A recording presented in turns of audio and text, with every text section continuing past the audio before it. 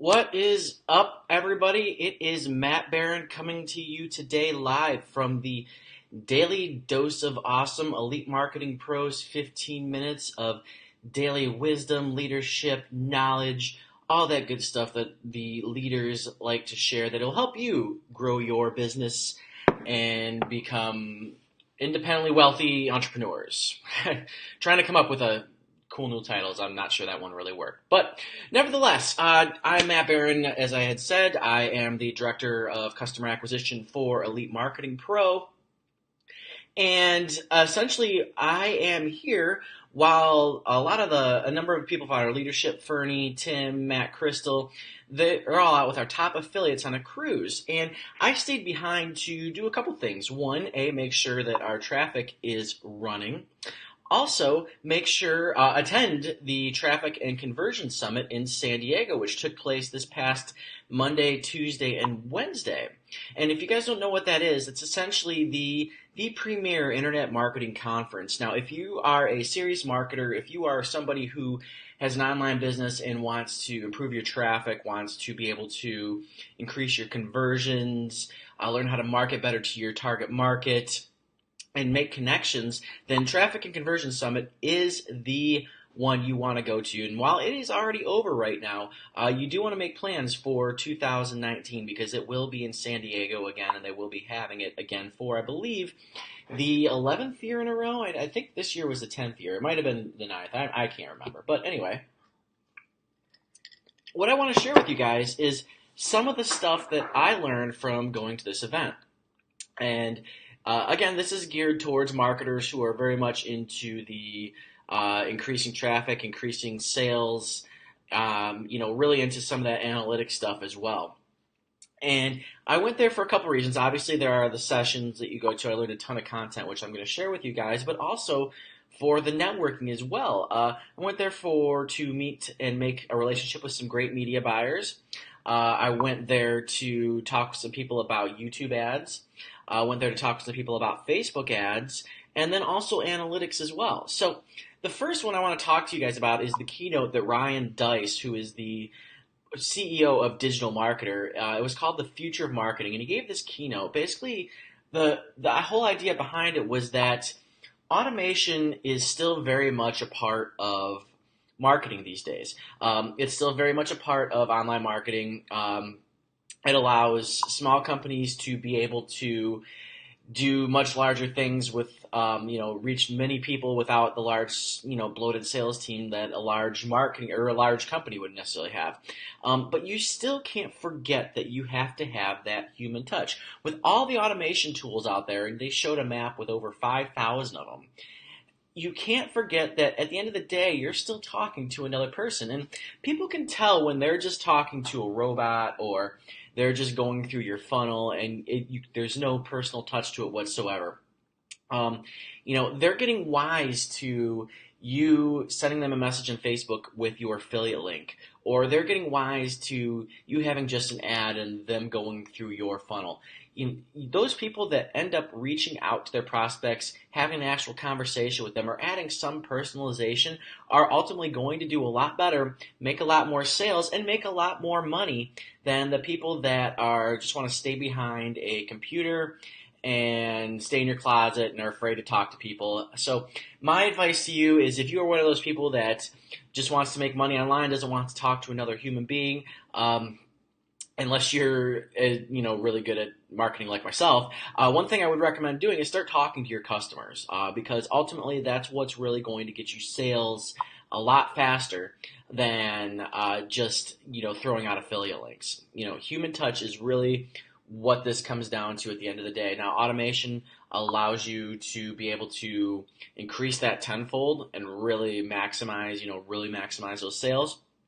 But at the end of the day, you can't forget the person taking an action, the person actually making a purchase from you is a person, and they like to be treated like a person as well. So the next one that I want to talk to you guys about is a presentation that I saw by Billy Gene. And this is a guy, you probably may have seen his videos online. Billy Gene is marketing. Really, really extravagant might not be the right word. He is extravagant, very loud, outspoken, but very big in his videos. His videos oftentimes have themes that are like spoofs on movies or whatnot, but they're always very entertaining. And basically, he talked to us about video ads that sell. And he said people want to be entertained. When somebody watches a video on Facebook or somebody watches a video on YouTube, they don't want to be bored out of their mind. They're not on Facebook to go get a lecture from you. I see so many affiliates in the Marketing Pro community do Facebook Lives that are just, I'm going to talk to you today about the 3 things that networkers do to ruin their social media presence. Thing number 1. It sounds worse than Ben Stein in a classroom lecture. Okay, nobody wants to watch that on their Facebook newsfeed. What they want to do is they want to feel like they're part of something. They want to be entertained. They want to be able to sit back, not necessarily have to think too critically, but also feel like they get something out of your video. One of the best examples of people that do that in our community are Whit and Carrie Hyam. They do Facebook Lives that are almost like a party. If you look at what they're talking about, they take Ben Stella used to have a really good term for this, and it was he got it, maybe it was from Alan Alda, but it was basically something along the lines of you take broccoli and put it into a make it taste like a hot dog, or put it into hot dog form. And I completely screwed that up, but essentially what you're doing is you're taking the valuable information, the education that you want to give your audience, and you're putting it into a format that's actually fun for them, that's actually enjoyable to consume, because nobody likes consuming broccoli, but everybody wants to consume hot dogs. But if you get them to consume broccoli and think it's a hot dog, they're essentially taking your message, they're essentially taking your information, and they are they're consuming it, and they're much more likely to consume it because it's much easier to consume than, say, a boring lecture. Whit and Carrie are 2 of the best when it comes to that. So if you guys want examples of how to do Facebook Live and get tons of engagement, I would look towards them. The next one was a session I saw by Frank Kern on how to scale your business. And essentially it was, coming up with new offers. Just because your audience didn't like the first product you gave them doesn't mean something else won't resonate with them. Recurring ad revenue is a great way to continue to increase your revenues as well. People will stay part of your recurring revenue, so your membership sites, your monthly coaching or whatnot. People will stay a part of that just to feel like they have access to you.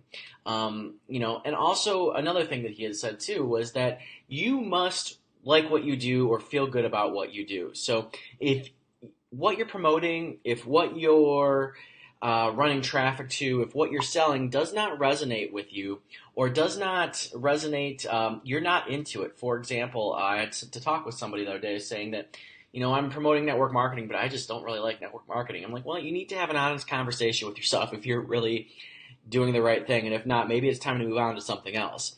But you need to really feel good about what you do, because if you hate it, it's actually going to be worse than in actually having a job. The next one was by a guy that I thought, it was actually one of the best sessions, but I think a lot of people might find it boring. But it was Knowing Your Numbers, and it was by a gentleman by the name of Chris Mercer, who is, I forget the name of his company, but he's an expert in analytics. And was talking about how important it is to know your numbers and your traffic, your conversions, your websites. But it's also important to be able to know the reason behind those numbers. Now, I got some he gave me some benchmark numbers for online sales and conversions that I want to just read to you guys. I forgot to bring these up here, but I'm going to do it really quick because I thought these are really important. So as a general whole, there are some just standard numbers you want to kind of use as a baseline when judging your conversions. For example, cold traffic, conversion from cold traffic to a sale. The standard is 1 to 3%. So when somebody's telling me that my offer should be converting at 25%, it's very unrealistic to think that. For warm traffic, for a buyer, 5 to 10% is more likely, because warm traffic, you've got a better relationship with them. Cart abandonment rates are oftentimes 65 to 80%. So a lot of times when you're having trouble getting people to convert, you want to look and see what can you do to increase your or decrease your cart abandonment rate. Opt-ins to your capture pages. For a cold audience, a standard would be 25 to 35%. So if you're higher, you're doing really well. If you're lower, like 10%, you've got some stuff and you need to work on the reason why people aren't opting into your offer, whether it's a good offer, whether it's a bad offer, whether you've got some problem with your pages, whatnot. For warm traffic, it's about 45%. So if you're sending it to an audience that's familiar with you, expect about a 45% opt-in as average. And then membership stick rate, 3 to 4 months. So if you've got a membership site, the average is going to be 3 to 4 months. If it's less, you have a crappy membership site and you need to improve it. If you want to aim for more, actually, because honestly, the recurring revenue keeps on coming. But the average is 3 to 4 months. And going back to here, they also need to be able to know and have dashboards. So if you look at our great leader, Fernie Ceballos, and you've seen pictures of his home office, you'll see he's got a mega setup. And when we had our secret affiliates, a meeting with the top affiliates in Elite Marketing Pro, one of the things he said and talked about was the importance of having dashboards and knowing your numbers at all times. And as a leader of his company, he's got to be able to know where his sales are, where his opt-ins are, everything's doing. And when you see that 4 or 5 monitor setup that he has there, it's extremely important that he has that because he's able to be very productive with it, but he's also able to know where his company is standing at all times. And it's also inspired me to build one as well. So I'm currently in the process of getting my own 4 to 5 monitor set up to try to rival his. But as the media buyer for Elite Marketing Pro, it's extremely important that I have that access to that information at all times so I can make informed decisions. And then finally, using messenger marketing to grow your business. Molly Pittman put on an awesome presentation about how using Facebook Messenger is really going to be the next wave for Facebook advertising. Couple things, don't be salesy. You want to be conversational. So if you take a look at the messages you send to your people over ManyChat, over Facebook, you want them to be short. You don't want them to be long paragraphs because think about it. When you chat with somebody, one of your friends over your Facebook Messenger, what do those conversations look like? Typically, they aren't several paragraphs long. They're usually 1 to 2 sentences, sometimes even 1 to 2 words. So you want to try to mimic that. You don't want to stand out as somebody that's got this long list of stuff to read because nobody wants to do that over Messenger. Quite frankly, nobody wants to list your long list of, nobody wants to read over email either, but you want to make sure your Facebook Messenger messages actually look like what your friends are sending to what your prospects' friends are sending to them. So with that said, guys, that was just a little bit of what I learned at Traffic and Conversion Summit. I would suggest that you guys get there next year when tickets go on sale. I believe they usually do in around September or something like that because it is the conference. If you're a serious marketer, you absolutely want to be there. I've been there now 5 years in a row, and I will be going back. So with that said, everybody, I hope you enjoyed this Daily Dose of Awesome, and everybody have a wonderful weekend. Don't forget to market your business, and early to bed, early to rise, work all day and advertise, something like that. Anyway, have a great weekend, everybody, and I will talk to you guys later.